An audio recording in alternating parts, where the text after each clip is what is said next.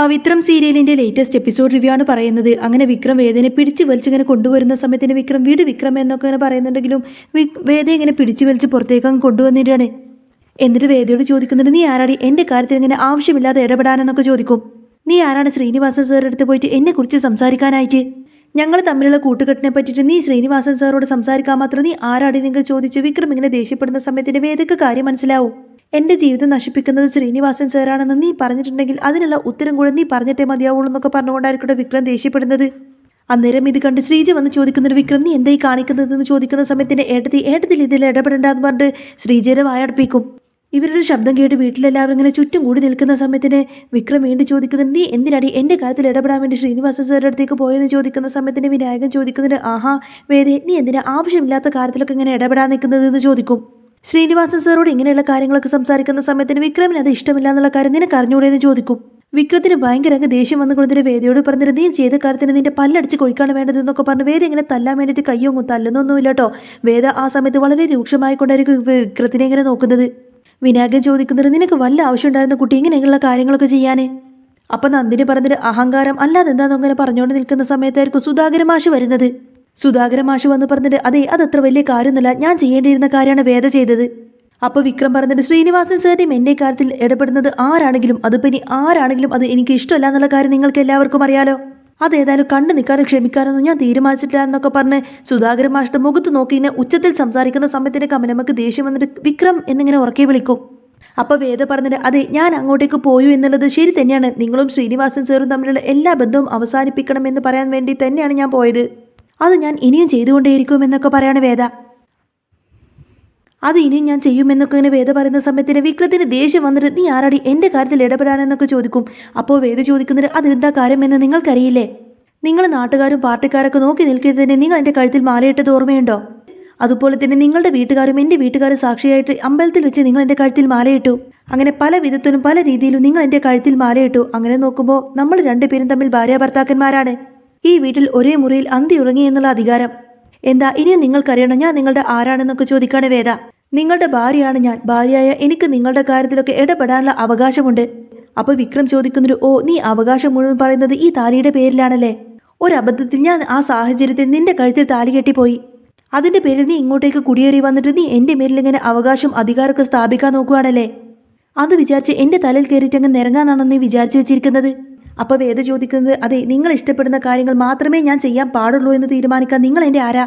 നിങ്ങൾ അങ്ങനെ എൻ്റെ ആരും അല്ലെങ്കിൽ പിന്നെ ഞാനും നിങ്ങളുടെ ആരുമല്ല. വിക്രവും വേദയും അങ്ങനെ ദേഷ്യപ്പെട്ടുകൊണ്ടേയിരിക്കണം. രണ്ടുപേരും പരസ്പരം വഴക്ക് കൂടിക്കൊണ്ടിരിക്കുന്ന സമയത്തിന് വേദ പറഞ്ഞിട്ട്, ദേ എൻ്റെ കഴുത്തിൽ കിടക്കുന്ന ഈ ഒരു താലി എൻ്റെ കഴുത്തിൽ കിടക്കുന്ന അത്രയും കാലത്തോളം നിങ്ങളുടെ കാര്യത്തിൽ ഇടപെടാനൊക്കെ എനിക്ക് അവകാശമുണ്ട് എന്ന് പറയും. അപ്പോൾ വിക്രത്തിന് അങ്ങ് ദേഷ്യം വരാണ്. വിക്രം പറയുന്നുണ്ട്, ഓ നിൻ്റെ ഒരു താലി, ഈ ഒരു താലിയുടെ അവകാശം വെച്ചുകൊണ്ടാണ് നീ എന്നെ ഇങ്ങനെ ഭരിക്കാൻ നോക്കുന്നതല്ലേ? ഈ താലിയാണല്ലോ പ്രശ്നം എന്നൊക്കെ പറഞ്ഞ് വേദയുടെ കഴുത്തിൽ കിടക്കുന്ന ആ ഒരു താലി പൊട്ടിക്കാൻ വേണ്ടിയിട്ട് വിക്രം വരികയാണ്. അന്നേരം ശ്രീജ പുറകിൽ നിന്ന് വിളിച്ചൊരു, വിക്രം വേണ്ട വിക്രം വേണ്ട വിക്രം എന്നിങ്ങനെ പറയുന്ന സമയത്തിന് നന്ദിനി ഭയങ്കര സന്തോഷത്തിൽ അതും പ്രതീക്ഷിച്ച് അത് ഇപ്പോൾ പൊട്ടിച്ച് വലിച്ചെറിയുമെന്നൊക്കെ പ്രതീക്ഷിച്ച് ഇങ്ങനെ ചിരിച്ചു നിൽക്കുന്നുണ്ട്. കമലാമ്മയും പുറകിൽ നിന്ന് വിളിക്കുന്നുണ്ട്, വിക്രം എന്നൊക്കെ വിളിക്കുന്നുണ്ട്. ഏതായാലും വേദയുടെ കഴുത്തിൽ നിന്ന് ആ ഒരു താലി ഇങ്ങനെ പിടിച്ച് പൊട്ടിക്കാൻ അങ്ങനെ വലിച്ചിങ്ങനെ പൊട്ടിക്കാൻ നോക്കുന്ന സമയത്തായിരിക്കും പെട്ടെന്ന് വിക്രത്തിന്റെ കവിളത്തേക്ക് ഒരു അടി വന്നങ്ങ് വീഴുന്നത്. വിക്രം തെറിഞ്ഞു നോക്കുന്ന സമയത്തിന് ശ്രീനിവാസൻ സാറായിരിക്കട്ടെ അടിച്ചത്, വിടടാ വേദയുടെ കഴുത്തിൽ ആ താലിയിൽ നിന്ന് വിടടാന്നൊക്കെ പറഞ്ഞ് ദേഷ്യപ്പെടും. അപ്പോൾ വിടാതെ അങ്ങനെ പിടിച്ചു നിൽക്കുന്ന സമയത്തിന്, നിന്നോടല്ലേ ഞാൻ പറഞ്ഞത് ആ താലിയിൽ നിന്ന് വിടടാന്നൊക്കെ പറഞ്ഞ് അങ്ങ് ദേഷ്യപ്പെടുകയാണ്. അപ്പോൾ സാർ ഇവളെന്ന് പറയുന്ന സമയത്തിന്, ആ നീ വിട് മാറി നിൽക്കുക അങ്ങോട്ടേക്ക് എന്ന് പറയും. വേദര ഈ ഒരു കാര്യം പറഞ്ഞ് അപമാനിക്കാനായിട്ട് നിനക്ക് എന്ത് അവകാശമാടാ ഉള്ളത് എന്ന് ചോദിക്കും. നിന്റെ ഭാര്യയല്ലേ പെൺകുട്ടി, എന്നിട്ട് നീ എന്തിനാ അവളോട് ഇത്തരത്തിൽ പെരുമാറുന്നത്? നിനക്ക് എന്താടാ നാണമില്ലേ എന്നൊക്കെ ചോദിക്കും. മാപ്പ് പറയടാ, വേദയോട് ചെയ്ത തെറ്റിന് നീ മാപ്പ് പറയേ. അപ്പോഴേക്കും സർ എന്ന് പറയുന്ന സമയത്ത് തന്നെ ശ്രീനിവാസൻ സാർ പറഞ്ഞിട്ട്, വേണ്ട നീ വേദയോട് മാപ്പ് പറഞ്ഞതിന് ശേഷം മാത്രം നീ എന്നോട് മിണ്ടിയാൽ മതി എന്ന് പറയും. വിക്രം ആകെ ചമ്മിങ്ങനെ തല കുനിച്ച് നിൽക്കുമായിരിക്കും. എന്നിട്ട് വേദയോട് മാപ്പ് പറയാൻ വേണ്ടിയിട്ട് അങ്ങോട്ടേക്ക് തിരിയുന്ന സമയത്ത് തന്നെ വേദ പറഞ്ഞിട്ട്, മിസ്റ്റർ ശ്രീനിവാസൻ നിങ്ങളുടെ അഭിനയം ഏതാനും തകർത്തു. കറക്റ്റ് സമയത്തായിരുന്നു നിങ്ങളുടെ ലാൻഡിങ്. നിങ്ങളുടെ അഭിനയം കൊള്ളാം, രണ്ടുപേരും ചേർന്ന് നാടകം കളിച്ചതൊക്കെ മതിയായി. ഇതേതായാലും എൻ്റെ മുന്നിൽ വിലപ്പോവില്ല എന്നൊക്കെ പറയാട്ടോ വേദ. അന്നേരം മോളെ വേദ എന്നൊക്കെ പറഞ്ഞിട്ട് ഇങ്ങനെ ശ്രീനിവാസൻ സാർ വിളിക്കുന്ന സമയത്തിന് വേദ ഭയങ്കര ദേഷ്യത്തിലായിരിക്കും. എടി എന്നൊക്കെ പറഞ്ഞ് വിക്രം അങ്ങ് നേർക്ക് ചെല്ലാണ്. അന്നേരം വിക്രം മിണ്ടാതിരിക്കടാ. ശ്രീനിവാസൻ സാർ പറഞ്ഞിട്ട്, മോളെ വേദ നീ പറഞ്ഞ കാര്യങ്ങളൊക്കെ ശരി തന്നെയാണ്. ഇവൻ്റെ ഭാര്യ എന്ന അവകാശത്തോടു കൂടി തന്നെയാണ് നീ എൻ്റെ അടുത്തേക്ക് വന്നത്. ആ ഒരു അധികാരത്തോടു കൂടി തന്നെ വേദ എന്നോട് സംസാരിച്ചെങ്കിൽ തന്നെ അതിലിപ്പോൾ എന്താണ് തെറ്റ് വിക്രം? അതിൽ ഞാൻ യാതൊരുവിധ തെറ്റും കാണുന്നില്ല എന്ന് പറയും. ഇനി മോൾക്ക് എന്താണെന്ന് ചോദിക്കുന്ന സമയത്തിന് വേദ പറഞ്ഞിട്ട് നിങ്ങൾക്ക് ഏതായാലും നന്നായിട്ട് അഭിനയിക്കാൻ അറിയുമെന്ന് എനിക്ക് മനസ്സിലായി. ഏതായാലും നിങ്ങളുടെ കളിയൊന്നും എൻ്റെ അടുത്ത് വേണ്ട. നിങ്ങളുടെ ഈ അഭിനയമൊന്നും ഒരിക്കലും ഞാൻ വിശ്വസിക്കാൻ പോകുന്നില്ല എന്ന് പറയും. അപ്പോൾ വിക്രം പറഞ്ഞിട്ട് കേട്ടല്ലോ, ഇവൾ പറയുന്നതൊക്കെ സാറ് കേട്ടല്ലോ എന്ന് ചോദിക്കുന്ന സമയത്തിന് ശ്രീനിവാസൻ പറഞ്ഞിട്ട് അതിനെന്താ, അവൾ അവളുടെ തോന്നലാണ് പറഞ്ഞത്, അതുകൊണ്ട് അതിലെന്താ തെറ്റ്? അവൾ പറഞ്ഞതിലൊരു തെറ്റുമില്ല എന്ന് പറയും. വേദ പറഞ്ഞിട്ട് നിങ്ങൾ വിക്രത്തിനെ കൂടെ കൂട്ടിയിട്ട് നശിപ്പിക്കുക എന്ന് ഞാൻ പറഞ്ഞതിൽ തെറ്റില്ല, അത് തന്നെയാണ് ഇപ്പോൾ സംഭവിച്ചുകൊണ്ടിരിക്കുന്നത്. അപ്പോൾ വിക്രം എന്തെങ്കിലും കാര്യത്തിൽ തല്ലുണ്ടാക്കിയതായിട്ട് കുട്ടിക്ക് അറിവുണ്ടോ ഇല്ലല്ലോ എന്നൊക്കെ ചോദിക്കും. അപ്പോൾ വേദ പറഞ്ഞിട്ട് നിങ്ങൾ തന്നെയാണ് എൻ്റെ വിക്രത്തിൻ്റെ ജീവിതം നശിപ്പിക്കുന്നത്, അതുകൊണ്ട് നിങ്ങൾ രണ്ടുപേരും രണ്ട് വഴിക്കാക്കിയിട്ട് ഞാൻ മാറ്റിയിരിക്കും. ദൈവം സാക്ഷിയായിട്ട് ഞാൻ പറയണം, സത്യമായിട്ട് ഞാൻ അത് തന്നെ ചെയ്തിരിക്കുമെന്നൊക്കെ പറഞ്ഞ് ദേഷ്യപ്പെട്ട് വേദ അകത്തേക്ക് അങ്ങ് കയറി പോവാണ്. ഇതേ സമയത്തിന് സുധാകരൻ മാഷ് വന്നിട്ട് ഇങ്ങനെ ശ്രീനി സാറോട് പറയുന്നുണ്ട്, നിങ്ങളുടെ കയ്യിലെ കളിപ്പാവയായിട്ടാണ് ഇപ്പോൾ വിക്രം ജീവിക്കുന്നത്. ആ കുട്ടി പറഞ്ഞതിൽ തെറ്റൊന്നുമില്ല, കറക്റ്റായിട്ട് സംഭവിക്കുന്ന കാര്യം തന്നെയാണ് ആ കുട്ടി പറഞ്ഞത്. അന്നേരം അയ്യോ മാഷെ എന്ന് ശ്രീനിവാസൻ സാർ വിളിക്കുന്ന സമയത്തിന് മാഷ എന്നും നിങ്ങൾ എന്നെ വിളിക്കരുത്, ഞാൻ ഒരുപാട് കുട്ടികൾക്ക് വിദ്യാഭ്യാസം കൊടുത്തിട്ടുള്ളതാണ്. ആ ഒരു പേര് നിങ്ങളുടെ വായ കൊണ്ട് ഉച്ചരിക്കാനുള്ള യോഗ്യതയൊന്നും നിങ്ങൾക്കില്ല. ചെളിയിൽ നിന്നും എഴുന്നേറ്റ് വന്നത് ഒരു ചതുപ്പിലേക്കായിരുന്നു. അവൻ ആ തെറ്റിൽ നിന്ന് നേരെ എഴുന്നേറ്റ് വന്നത് നിങ്ങളുടെ അടുത്തേക്കായിരുന്നു. ആ സമയത്തിന് നിങ്ങൾ അവനെ പറഞ്ഞു തിരുത്തി നല്ല വഴിക്ക് നടത്തേണ്ടതിന് പകരം നിങ്ങളുടെ തെറ്റുകൾക്കൊക്കെ നിങ്ങൾ ഇവനെ ഉപയോഗിച്ചു. അങ്ങനെ നിങ്ങൾ എൻ്റെ മകൻ്റെ ജീവിതം നശിപ്പിച്ചു. അതോടുകൂടി തന്നെ ഞങ്ങളുടെ കുടുംബം വരെ തകർന്നു. എന്നിട്ട് അതൊന്നും നിങ്ങൾ കണ്ടില്ലെന്ന് നടിക്കരുത്. ഇവൻ്റെ പകരം എൻ്റെ വേറെ ഏതെങ്കിലും മക്കളുടെ മുഖത്താണ് നിങ്ങൾ അടിച്ചതെങ്കിൽ പിന്നെ നിങ്ങൾ വിവരം അറിഞ്ഞേനെ. പക്ഷേ ഇവൻ അത് അർഹിക്കുന്നുണ്ട്. അതുകൊണ്ട് മാത്രമാണ് ഞാൻ അതിനെതിർത്തൊന്നും പറയാതിരുന്നതും. ഇനി ഞാൻ കൂടുതലൊന്നും പറയേണ്ടതില്ലല്ലോ. ഇവിടെ നിന്ന് ഈ മുറ്റത്തുനിന്ന് എത്രയും പെട്ടെന്ന് തന്നെ ഇറങ്ങിപ്പോകാൻ പറയട്ടോ മാഷ്. എന്നാൽ ശ്രീനി സാർ ഇങ്ങനെ നിർത്തി അപമാനിക്കുന്നത് കണ്ടിട്ട് വിക്രത്തിന് ഭയങ്കര സങ്കടം വന്നിട്ട് സാർ എന്ന് വിളിക്കുന്ന സമയത്തിന് എനിക്ക് കുഴപ്പമൊന്നുമില്ലടാ, ഞാൻ പോവാന്നൊക്കെ പറഞ്ഞ് വിക്രത്തിൻ്റെ തോളിൽ തട്ടിയിട്ട് ശ്രീനിവാസൻ സാർ അവിടെ നിന്നും പോവും. ശ്രീനിവാസൻ സാർ പോയതിനു ശേഷം വിക്രം വന്ന് ചോദിക്കുന്നുണ്ട്, ശ്രീനിവാസൻ സാറെ അപമാനിക്കുന്ന രീതിയിലാണ് അച്ഛൻ സംസാരിച്ചത്, അച്ഛൻ എന്തിനാ ഇങ്ങനെയൊക്കെ സംസാരിച്ചത് എന്ന് ചോദിക്കും. അപ്പോൾ മാഷ് പറഞ്ഞിട്ട് നീ മിണ്ടി പോവരുത്, ആരോട് എങ്ങനെ സംസാരിക്കണമെന്നൊക്കെ എനിക്ക് നന്നായിട്ട് അറിയാം, അതൊന്നും നീ എന്നെ പഠിപ്പിക്കാൻ വരണ്ട എന്നൊക്കെ പറഞ്ഞ് മാഷ് ദേഷ്യപ്പെട്ട അകത്തേക്ക് കയറി പോവുകയാണ്. മാഷ് പറഞ്ഞിട്ട് എല്ലാവർക്കും കാഴ്ച കണ്ട് മതിയായല്ലോ, എങ്കിൽ പിന്നെ എല്ലാവരും അകത്തേക്ക് കയറി പോയിക്കോളൂ എന്നിങ്ങനെ മാഷ് പറയുന്ന സമയത്തിന് ഓരോരുത്തരായിട്ട് ഇങ്ങനെ അകത്തേക്ക് കയറി പോവും. സുധാകരൻ മാഷ് നേരെ അകത്തേക്ക് കയറി ചെന്നതിന് ശേഷം വേദയോട് ചോദിക്കുന്നൊരു, മോളെ വേദേ, നീ എന്തിനങ്ങനെ ആവശ്യമില്ലാത്ത കാര്യത്തിലൊക്കെ ഇടപെടാൻ പോകുന്നത്? ഈ കാര്യങ്ങളൊന്നും ഒരിക്കലും നടക്കൂല എന്ന് ഞാൻ നിന്നോട് പറഞ്ഞിട്ടുള്ളതല്ലേ. അയാളിൽ നിന്നും ഒരിക്കലും വിക്രത്തിന് വേർപെടുത്താനൊന്നും കഴിയില്ല. ഞാൻ പല രീതിയിലൊക്കെ തോറ്റു മടങ്ങിയിട്ടുള്ളതാണ്, പല കാര്യങ്ങളൊക്കെ പറഞ്ഞ് മനസ്സിലാക്കിയിട്ടുള്ളതുമാണ്. അവിടെയൊക്കെ തോറ്റു നിന്നവനാണ് ഞാൻ. ഇനിയിപ്പോൾ നീയും കൂടി ഇതിൻ്റെ ഇടയ്ക്ക് നിന്നിട്ട് നിന്റെ ജീവിതം കൂടി നശിപ്പിക്കുന്നത് എന്തിനാണെന്നൊക്കെ ചോദിക്കും മാഷ്. അന്നേരം വേദ പറഞ്ഞിട്ട് അയാളും വിക്രമും തമ്മിലുള്ള ബന്ധം ഞാൻ അവസാനിപ്പിക്കും മച്ചാ, ഉറപ്പായിട്ടും ഞാൻ അവസാനിപ്പിച്ചിരിക്കുമെന്ന് പറയും.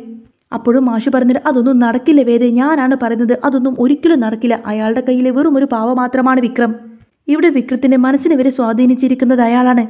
അയാളുടെ കയ്യിലുള്ള ചരടിനനുസരിച്ചിട്ടാണ് വിക്രം നീങ്ങുന്നത് എന്നൊക്കെ പറയും. അപ്പോൾ വേദ ചോദിക്കുന്നത്, അങ്ങനെയൊക്കെ വിക്രമിനെ അയാൾ നിയന്ത്രിക്കണമെന്നുണ്ടെങ്കിൽ, അയാൾ പറഞ്ഞതിനനുസരിച്ച് വിക്രം ഇങ്ങനെ ചരട് വലിച്ചതുപോലെ നീങ്ങണമെന്നുണ്ടെങ്കിൽ പിന്നെ അയാളുടെ കയ്യിൽ എന്ത് മന്ത്രമാണ് അച്ഛാ ഉള്ളത്? അതിൻ്റെ പിന്നിൽ എന്തായിരിക്കും ഉള്ളത്? വിക്രം ഇനി മയക്കുമരുന്നെങ്ങാനും ഉപയോഗിക്കുന്നുണ്ടോ എന്ന് ചോദിക്കും. അന്നേരം മാഷ് ഒന്നും മിണ്ടാതെ അങ്ങനെ തല താഴ്ത്തി നിൽക്കുന്ന സമയത്തിന് വേദ ചോദിക്കുന്നതിന്, പറ അച്ഛാ, വിക്രം ഒരു സിഗരറ്റ് പോലും വലിക്കുന്നത് ഞാൻ കണ്ടിട്ടില്ലല്ലോ എന്നൊക്കെ ചോദിക്കും. അപ്പോൾ മാഷ് പറഞ്ഞിട്ട്, അതുകൊണ്ടാണ് ഞാൻ പറഞ്ഞത്, നീ കാണാനുള്ള കാര്യങ്ങളൊന്നും കാണില്ല, കേൾക്കാനുള്ള കാര്യങ്ങളൊന്നും കേൾക്കില്ല, അതുകൊണ്ട് തന്നെയാണ് നീ ഇങ്ങനെ എടുത്തു ചാടിയിട്ട് ഓരോ കാര്യങ്ങളൊക്കെ ചെയ്യുന്നത് എന്നൊക്കെ പറയും. അപ്പോൾ കമലമ്മക്ക് അങ്ങ് ദേഷ്യം വന്നിട്ട് കമലമ്മ പറഞ്ഞിട്ട്, വെറുതെ ആവശ്യമില്ലാത്ത കാര്യങ്ങളൊന്നും വിളിച്ച് പറയല്ലേ മാഷേ, ഇനിയിപ്പോൾ ആ ഒരു പേരും കൂടി അവനക്ക് കേൾക്കേണ്ടതുള്ളൂ. അപ്പോൾ മാഷ് പറഞ്ഞിട്ട്, കമലെ നീ മിണ്ടി പോവരുത്, ഞാൻ എൻ്റെ കണ്ണുകൊണ്ട് കണ്ടിട്ടുള്ള കാഴ്ചകളാണ് ഞാൻ പറയുന്നത്. വർഷങ്ങൾക്ക് മുൻപ് ഞാൻ കണ്ടിട്ടുള്ള കാഴ്ച, നേരിൽ കണ്ടിട്ടുള്ള കാഴ്ചയാണ് ഞാൻ പറഞ്ഞത്. അവൻ ജയിലിൽ നിന്നും ഇറങ്ങി വന്നു എന്ന് വിചാരിച്ച് അവൻ്റെ സ്വഭാവത്തിൽ എന്തെങ്കിലും മാറ്റമുണ്ടോ? കമലമ്മക്ക് സങ്കടം വന്ന് പൊട്ടിക്കരഞ്ഞുകൊണ്ട് തന്നെ, ഇനിയും അവനെ പറ്റിയിട്ട് ഇങ്ങനെയൊന്നും പറയില്ല മാഷേ എന്നൊക്കെ പറഞ്ഞുകൊണ്ട് കമലമ്മ ഭയങ്കര കരച്ചിലായിരിക്കും. വേദക്കാണെങ്കിൽ ഇതൊക്കെ കേട്ടിട്ട് ഒട്ടും തന്നെ വിശ്വസിക്കാനേ കഴിയുന്നില്ല. വിക്രം അങ്ങനെ മയക്കുമരുന്നിന് അടിമപ്പെട്ട് ജീവിക്കുന്ന ഒരാളാണെന്ന് മാഷ് പറഞ്ഞത് ഒട്ടും തന്നെ അംഗീകരിക്കാനേ കഴിയുന്നില്ല വേദക്ക്. നന്ദിനിക്കും അത് വിശ്വസിക്കാൻ കഴിയാതെ വിനായകനോട് ചോദിക്കുന്നുണ്ട്, അതെ ഇതൊക്കെ ശരിയാണോ എന്ന് ചോദിക്കും. എന്തൊരു റൂമിൽ പോയിട്ട് ചോദിക്കുന്നുണ്ട്, അതെ നിങ്ങളുടെ അനിയൻ ആരോ ചതിച്ചിട്ടാണ് ജയിലിൽ പോയെന്ന് നിങ്ങൾ പറഞ്ഞിരിക്കുന്നത്. അതെ അതൊക്കെ നമ്മുടെ കല്യാണത്തിന് മുൻപല്ലേ എന്ന് ചോദിക്കുന്ന സമയത്തിന് നന്ദിനി പറഞ്ഞിട്ട്, അതിപ്പോൾ കല്യാണത്തിന് മുൻപാണെങ്കിലും പിൻപാണെങ്കിലും കാര്യം ഒന്നാണല്ലോ. നിങ്ങളുടെ അനിയൻ ശരിക്കും മയക്കുമരുന്നിനൊക്കെ അടിമയാണോ എന്ന് ചോദിക്കുന്ന സമയത്തിന് വിനായകൻ പറഞ്ഞിട്ട്, അതെ നിനക്ക് എന്തെങ്കിലും ചോദിക്കാനുണ്ടെങ്കിൽ തന്നെ നീ അവനോട് പോയി നേരിട്ട് ചോദിക്ക്. ഞാൻ ഏതായാലും അതൊന്നും കഴിക്കില്ല, ഞാനൊന്നും ഈ തലതെറിച്ച് പണിക്കൊന്നും നിൽക്കില്ല എന്നൊക്കെ പറയും. അതെ നീ തൽക്കാലം നിന്റെ ഭർത്താവിൻ്റെ കാര്യങ്ങൾ മാത്രം അന്വേഷിച്ചാൽ മതി, നിന്റെ ഭർത്താവിന് ഇപ്പോൾ തൽക്കാലം ദുശീലകളൊന്നും ഇല്ലല്ലോ. അപ്പോൾ നന്ദിനി പറഞ്ഞിട്ട്, നിങ്ങൾക്ക് എങ്ങാനും അങ്ങനെ ദുശീലമുണ്ടെങ്കിൽ പിന്നെ നിങ്ങളുടെ തല ഞാൻ അങ്ങ് വെട്ടിക്കളയുമെന്ന് പറയും. അപ്പോൾ ഇല്ലല്ല എന്ന് പറയുന്ന സമയത്തിന്, എന്താ നിങ്ങൾക്ക് എന്തെങ്കിലും ദുശീലമുണ്ടോ എന്ന് ചോദിക്കുന്ന സമയത്തിന് അതൊന്നും ഇല്ല എന്ന് പറയും. നന്ദിനി പറഞ്ഞതിന് ഏതായാലും എനിക്കൊരു കാര്യത്തിൽ സമാധാനമായി. എങ്ങനെ ജീവിക്കേണ്ട അവളാ ഇപ്പോൾ ഈ നിലയിൽ വന്നിരിക്കുന്നത് എന്നൊക്കെ പറഞ്ഞിട്ട് സംസാരിക്കുന്നതും കാണിച്ചുകൊണ്ടാണ് കേട്ടോ എപ്പിസോഡ് പൂർണ്ണമാവുന്നത്. അപ്പോൾ നിങ്ങൾക്ക് ഈ ഒരു ചാനൽ ഇഷ്ടമാവുകയാണെങ്കിൽ സബ്സ്ക്രൈബ് ചെയ്യാനും സപ്പോർട്ട് ചെയ്യാനൊന്നും മറക്കല്ലേ.